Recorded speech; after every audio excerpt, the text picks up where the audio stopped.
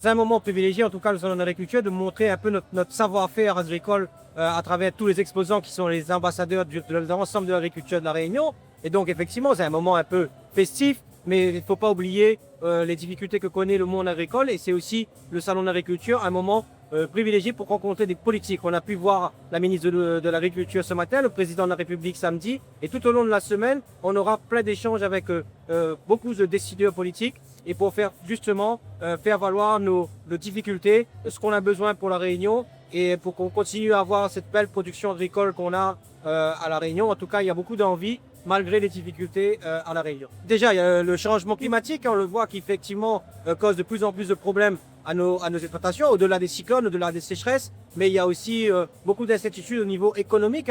Donc on voit qu'on est de plus en plus attaqué par une concurrence totalement déloyale de ce qui est importé. On voit que des normes qui sont de plus en plus draconiennes, on voit des dispositifs administratifs qui sont de plus en plus compliqués. Donc c'est vrai qu'à un moment, les agriculteurs et les agricultrices se sentent un peu étouffés. Et on est là, nous, en tant que chambre d'agriculture, justement pour proposer des solutions pour mieux accompagner et surtout défendre notre agriculture. Tous les pays du monde aident leur agriculture. C'est un objectif clair et notamment pour la souveraineté alimentaire et continuer à développer notre territoire. On doit se donner les moyens et il faut qu'on nous donne les moyens justement de pouvoir faire cette souveraineté alimentaire et plus de production agricole à La Réunion. Et en tout cas, on avait signé en 2023 le plan de souveraineté alimentaire avec l'État. Et ce que j'ai dit à la ministre ce matin encore, je lui ai dit, sauf que les outils et les moyens ne sont pas arrivés avec. Donc il faut aussi, au-delà des belles paroles, avoir des actes concrets pour accompagner les agriculteurs dans leur démarche.